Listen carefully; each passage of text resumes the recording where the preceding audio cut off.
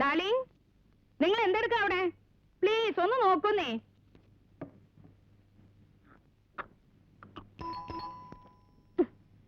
ആ കേണൽ പണിക്കൽ ഉച്ചയ്ക്ക് പമ്മി വരുന്നത് കണ്ടപ്പോഴേ ഞാൻ കരുതിയതാ ഇന്ന് എന്തെങ്കിലും ഓസിൽ ഒപ്പിച്ചിട്ടുണ്ടെന്ന്. ചുമ്മാ കിട്ടിയ കുന്തോ മിഴിക്കോളൂ.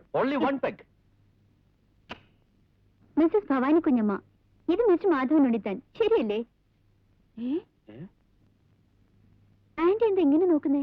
എപ്പോഴെങ്കിലും കണ്ടിട്ടുണ്ടോ ഇങ്ങനെ ഒരാളെ? എന്തെങ്കിലും അങ്കിളിനെ വിളിച്ചിരുന്നില്ലേ ഇന്നലെ മിസ്റ്റർ ശേഖര മേനോൻ? ഓ എന്റെ ഭവാനി, ഇതാരാ വന്നിരിക്കുന്ന അറിയോ? സാക്ഷാൽ ലക്ഷ്മി. ലക്ഷ്മിയല്ല, നിമ്മി, നിർമ്മല മേനോൻ. മോള് വന്നാട്ടെ. മോള് നെക്സ്റ്റ് വീക്കിലേ വരുള്ളൂ എന്നാ ഞങ്ങള് കരുതിയത്. ഫോൺ ചെയ്ത് താമസ സൗകര്യം ഏർപ്പെടുത്തുമെന്ന് പറഞ്ഞപ്പോഴും ഇത്ര പെട്ടെന്നെങ്കിൽ വരുമെന്ന് ശേഖരൻകുട്ടി പറഞ്ഞില്ല. എല്ലാം പെട്ടെന്നായിരുന്നു. ഇതെന്താ? അത് ഓരോരോ പാചകക്കുറിപ്പുകളാ. എപ്പോഴെങ്കിലും പ്രിപ്പയർ ചെയ്യേണ്ടി വരുമ്പോ ഒരു ഹെൽപ്പ് ആവുമല്ലോ എന്ന് കരുതി കട്ട് ചെയ്ത് വെക്കുന്നതാ. ഇനി ആവാം, മോള് വന്നൂലോ. ഓരോ ദിവസം ഓരോ ഐറ്റംസ്. പെട്ടി സാധനങ്ങളൊക്കെ ആ മുറിയിലോട്ട് വെച്ചോളൂ. വരും മോളെ.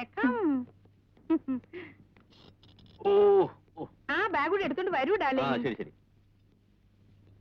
ഇതിനു മുമ്പ് ഇവിടെ സ്റ്റേ ചെയ്തിരുന്ന പെണ്ണിന്റെ പണിയാ, ഒരു മാഡ് ഗേൾ.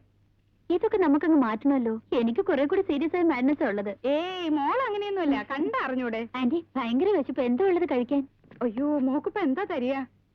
ഫ്രിഡ്ജിൽ എന്ത് ഡിഷാ ഉള്ളതെന്ന് ഞാനൊന്ന് നോക്കട്ടെ. ശരി ആന്റി, ഞാനൊന്ന് ഫ്രഷ് ആയിക്കോട്ടെ. ഓക്കെ.